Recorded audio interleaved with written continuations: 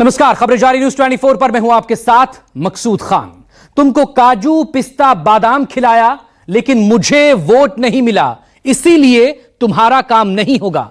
यह बयान बीजेपी के एक विधायक का है जिन्होंने मुस्लिम फरियादी की शिकायत नहीं सुनी और उसे दुत्कार कर जनता दरबार से बैरंग लौटा दिया। बीजेपी विधायक प्रदीप चौधरी का यह बयान सोशल मीडिया पर वायरल हो रहा है। आखिर यह पूरा माजरा क्या है, इस रिपोर्ट में देखिए। मैं नहीं कर पाऊंगा, एक भी वोट नहीं उनसे, बेकार। बहुत बड़े वो काजू पिस्ता बादाम बहुत खिलाए और वोट देने को नहीं कर पाऊंगा। इतनी घटिया जबान, इतना नीच इंसान, दौलत का गुरूर, सत्ता का गुमान, उसका काम नहीं करेंगे जिसका मजहब है मुसलमान। बीजेपी के विधायक भूल गए संविधान। दोनों दूसरा कौन है? मैं नहीं कर पाऊंगा, एक भी वोट नहीं मैं नहीं कर पाऊंगा, एक भी वोट नहीं उनसे, बेकार। बहुत बड़े वो काजू पिस्ता बादाम बहुत खिलाए और वोट देने को नहीं कर पाऊंगा। बीजेपी विधायक ने जनता दरबार लगाया, जुल्फिकार भी अपनी फरियाद लेकर आया, लेकिन नाम सुनते ही विधायक जी का पारा चढ़ गया। काम तो किया नहीं, उल्टे ये इल्जाम भी जड़ दिया कि फरियादी एहसान फरामोश है, क्योंकि काजू पिस्ता और बादाम खिलाने के बावजूद उसने बीजेपी को वोट नहीं दिया। तुम कौन लोग हो? नाम क्या है? नाम एक फजलू, हाँ, और एक मालिक। किसकी शिकायत करनी है? फजलू कराची फजलू। तुम दोनों वो दूसरा कौन है? दूसरा मालिक डीलर वो आया। मैं नहीं कर पाऊंगा, एक भी वोट नहीं उनसे, बेकार। बहुत बड़े वो काजू पिस्ता बादाम बहुत खिलाए और वोट देने को नहीं कर पाऊंगा। प्रदीप चौधरी वाकई पारखी हैं। नाम सुनते ही गुणदोष सब पता कर लेते हैं। ये भी जान जाते हैं कि किसने उनको वोट दिया, किसने नहीं दिया। पता नहीं ये जानकारी विधायक जी को दी किसने, क्योंकि मतदान तो गुप्त होता है और इसलिए ईवीएम मशीन को कैमरे की पहुंच से दूर रखा जाता है। बटन दबाते वक्त वोटर के साथ कोई और नहीं होता। यह एहतियात भी चुनाव आयोग ही बरतता है, लेकिन बीजेपी विधायक ने चुनाव आयोग के गुप्त मतदान के मकसद को ही फेल कर दिया। किसने किसको वोट दिया इसका सबूत भी ढूंढ लिया। फरियादी मुसलमान था, लिहाजा काम नहीं किया। शिकायत सुनने से भी इनकार कर दिया। जुल्फिकार को बैरंग लौटा दिया। किसकी शिकायत करनी है?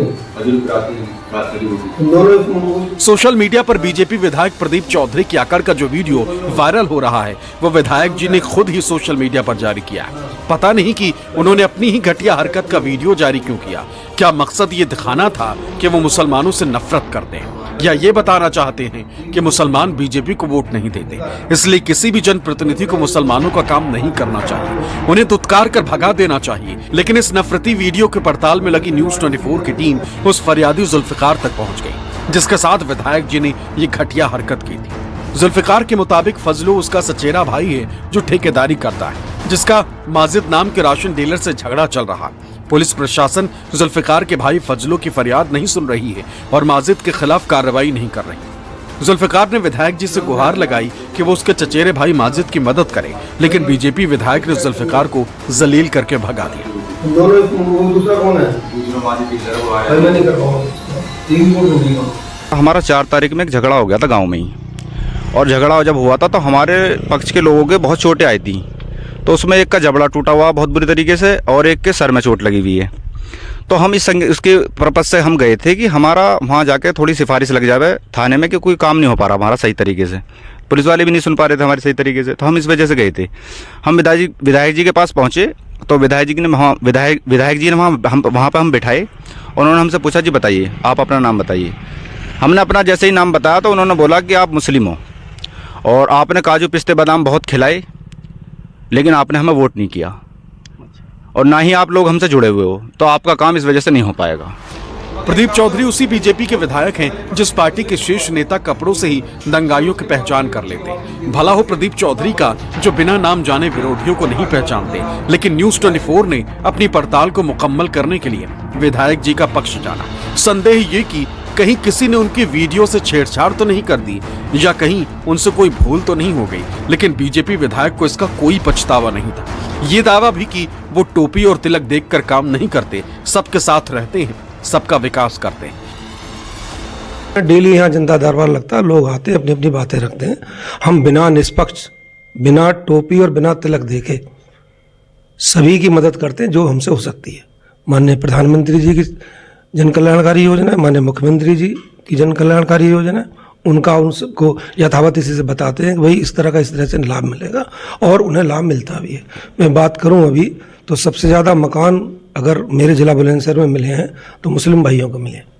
मेरे द्वारा माननीय मुख्यमंत्री जी राहत कोष से अब तक 2.5 करोड़ रुपए का गंभीर बीमारी, कैंसर और किडनी जैसी बीमारी का से माननीय मुख्यमंत्री जी कोष से पैसे दिलवाए गए, जिनमें से 70% मुस्लिम भाई हैं।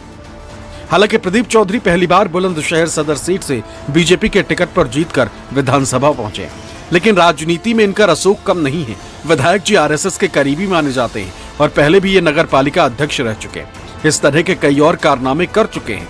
विधायक बनने के बाद उनका एक और वीडियो वायरल हो रहा है, जिसमें वो एक फरियादी से कह रहे हैं कि तुम तो मेरी विधानसभा क्षेत्र के हो नहीं, फिर मुझे अपनी परेशानी क्यों बतलाते हो, अपने विधायक के पास क्यों नहीं जाते हो।